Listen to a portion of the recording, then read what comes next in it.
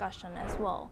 Now we move on. U.S. President Donald Trump has renewed his criticism of Federal Reserve Chair Jerome Powell following the central bank's decision to hold interest rates steady.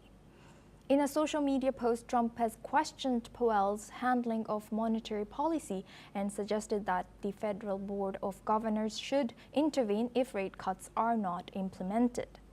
This comes after the U.S. president said that it was a mistake to appoint Powell during his first presidential term.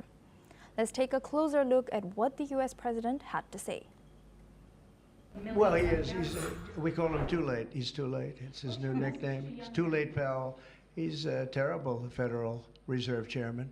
Not only that, he's building a building. He's at $2.9 billion. It's actually 3.1 if you include other areas that are essentially the same thing.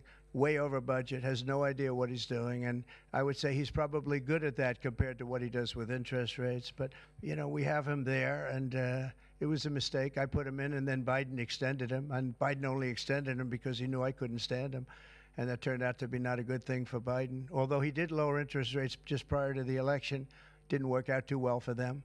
But he did lower them pretty substantially just prior to the election. No, he's a political hack, not very good. He's not a smart guy. Now we go back to our guest discussion with Mark Sutherland. He's a geopolitical commentator, joins us live from London. Thank you, Mark, for staying with us.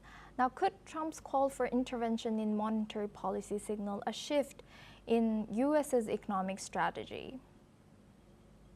I think it's always rather amusing when we listen to President Trump and his reaction on these matters. The key thing, as I was saying earlier, it's all about the American economy. If the Federal Reserve, I think, is settled for their interest rates at the moment of 4.25%. I mean, the whole history of the Federal Reserve is another interesting subject that needs you and I for 2 hours to discuss. But Trump is not happy in the fact that he, in many ways, he would like, I suppose you could say, in his administration to actually turn around and say, well, I would like to be able to set interest rates. He would like them lower. If we read various information, he would like the interest rates to go down to 1%. It's allowing people to then borrow money far, far cheaper, so that businesses can be fired up after the COVID era where many small businesses went to the wall, were then taken out. America has a, it wants to fire up the small businesses and allow people to borrow that money, as I say, cheaply. The whole discussion of the Federal Reserve Board, I think the vote and how that went is something, as he has just said, is unhappy. He's also turning around and going, well, hold on a minute, why are you building this building? What is this doing for the American people? The other thing is that they are also trying to control inflation and bring that down to around about 2%.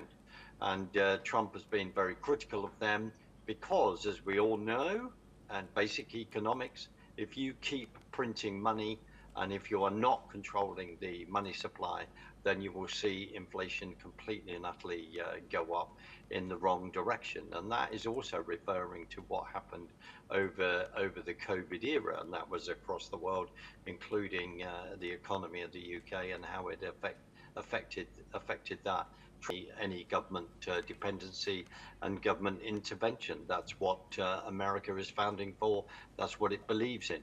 So it's going to be very, very interesting. He has threatened Jerome Powell to say, I want to fire you. I want to find someone else to take your position. And he ideally wants someone who actually passionately believes in firing up the American economy and freeing people to then take their lives in their own hands and run their own businesses. Yes. We thank you very much, Mark Sutherland, for joining us and sharing your expertise as a geopolitical commentator all the way from London. Now we move on to our next news. The UN Human Rights Office has said that